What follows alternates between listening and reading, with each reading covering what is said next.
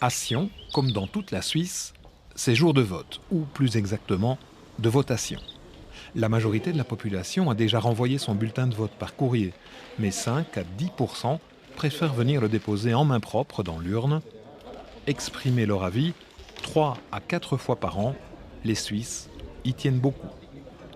Ça incite la population, je pense, à s'intéresser et puis ça fait preuve aussi qu'on a le droit de donner notre avis, que ce n'est pas que des politiciens ou que des gens qu'on ne connaît pas qui peuvent décider pour nous. C'est absolument nécessaire. Je pense que c'est même une condition pour qu'on puisse appeler une démocratie.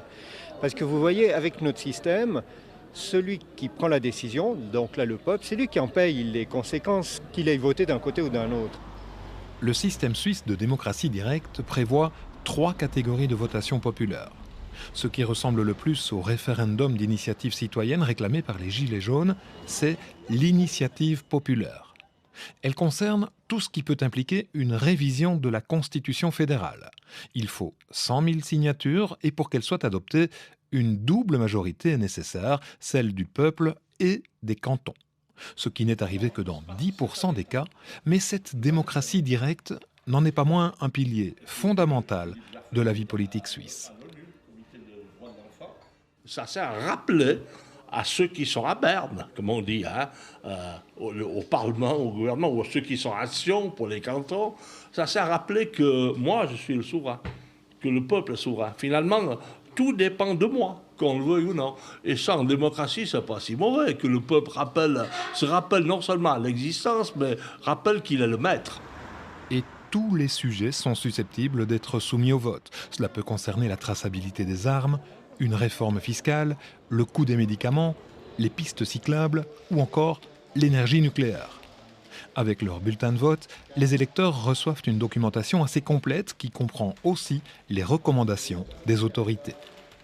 Le principal avantage de la démocratie directe réside, à mon avis, dans le fait que des objets tout à fait fondamentaux structurent le débat politique en permanence, avant, pendant et après les votations, alors que dans une démocratie purement représentative, eh bien, les citoyens sont limités à porter un regard peut-être un peu oblique sur les prises de position des représentants dans les institutions politiques. 2 inconvénients sont régulièrement avancés. L'éventuel déséquilibre au niveau des moyens financiers pour faire campagne.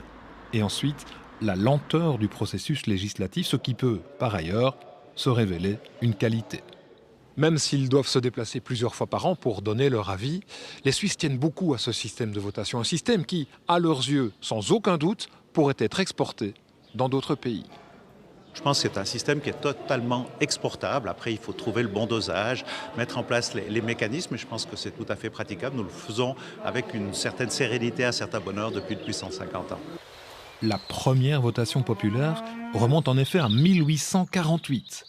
Et pour ceux qui aiment prévoir à long terme, ils peuvent déjà parcourir le calendrier des votations des 20 prochaines années, jusqu'au 28 novembre 2038, pour être précis.